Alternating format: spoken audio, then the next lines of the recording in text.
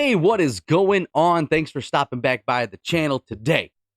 Check this one out. It's getting heated in New Mexico as the Bernalillo County Sheriff tells the governor, no way, I'm not going to enforce your unconstitutional Second Amendment ban. Let's see what he has to say to her. It's heating up. This morning, my command staff and myself, we went out to an event to honor those victims, and it's still sombering, so I don't ever want anybody to ever forget that. Once I read a short statement, I will answer some questions.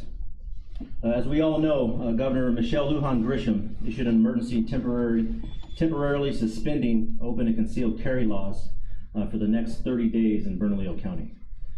Let me start by saying I'm holding this press conference and to answer many other people's questions, not only on social media, but directly to my phone. One, this is not grandstanding, nor is this to bring attention to myself. We must always remember, not only are we protecting the Second Amendment, but at the same time, we have a lot of violence within our community. Let me be clear. I hold my standards high, and I do not, or never will, hedge on what is right.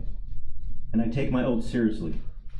In reference to concealed carry and open carry, the Bernalillo County Sheriff's Office will not enforce this segment of the order. While I understand the urgency, the temporary ban challenges the foundations of our Constitution, but most importantly, it is unconstitutional. All right, he said it. He said her ban of the Second Amendment is unconstitutional. I said that before in a previous video too. Here's the deal. If you, as a elected official, a governor, whatever, decide that a specific amendment is not absolute, it's not guaranteed, it's not a right, more of a suggestion, and you can turn it on and turn it off at a whim depending on how you feel, what's to stop you from doing it to the rest of the amendments? You go after Second Amendment today, you go after First Amendment next week. What about 13th, 14th, 15th, 19th? I mean, where do we stop? It's not how it works. It's not how it's supposed to work. Those are amendments that give us rights that are above a certain person's feelings, as the governor basically is doing in New Mexico. Yeah, let's keep going. My oath was to protect the Constitution, and that is what I will do. The governor made it clear in her press conference. She knew we as law enforcement did not agree with the order, and as a result, this was solely her decision. Other than this ban being unconstitutional, here are other reasons why I will not enforce the order. One, what many forget, is I have enough violence here in Bernalillo County. I do not want to have political violence towards my deputies or here in Bernalillo County. My job is to keep the peace and to make sure that the citizens of Bernalillo County are safe, and I do not believe that this order will help me do so. I'm a law enforcement professional. This order will not do anything to curb gun violence other than punish law-abiding citizens from their constitutional right to self-defense.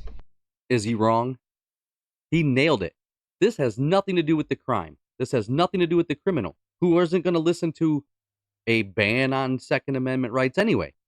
It is directed to the people that follow the law, who have the right to protect themselves. That's who's the target in this entire thing. I mean, you can use the smoke and mirror of, oh, it's gun violence, it's this, it's that. But at the end of the day, you're going after the law-abiding citizen. And I'm glad that he's taken a stand. I applaud him for knowing the Constitution and for standing up to his oath, which, according to the governor of that state, her oath isn't absolute. The constitutional rights aren't absolute. So she's just flying by the seat of her pants at this point, doing whatever she feels about. It's ridiculous. Here we go. Let me give you a personal story.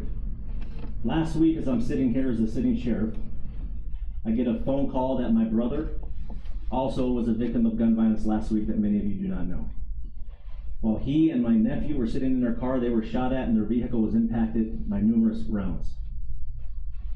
How can I, as a sheriff, tell him to put his firearms away and not be able to protect himself? I have a fact for you. Criminals do not follow the law or a public health order. Facts. Never seen it. We will never see criminals follow the law. Once again, this only punishes law-abiding citizens. What I also want to address is what we're doing on the gun violence here in Bernalillo County and helping in the state of New Mexico.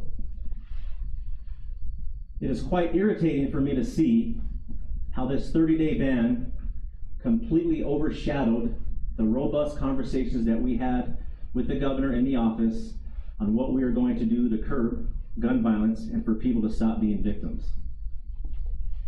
We had arguments, but again, we had solutions. We had an...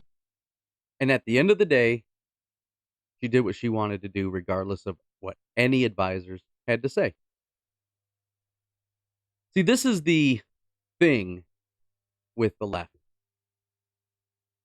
They go out of their way to push their agenda. They twist things. They literally will take the Constitution and mold it to whatever helps them push their narrative.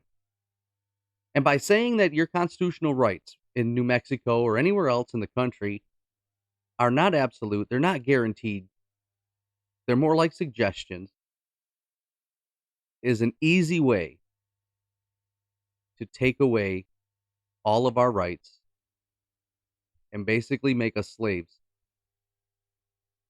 I don't know. This is just my opinion. Let me know in the comments what you think. Do you agree with this sheriff? Do you agree with the governor? I'm curious. Let's have a conversation. But if you made it this far in the video, thank you so much. Please give it a like and a share. And if you haven't already subscribed, would you do that for me? And when you do, let me know you subscribed in the comments so I can get back in touch with you. Thanks for watching. I'm Kix. I'll see you next time.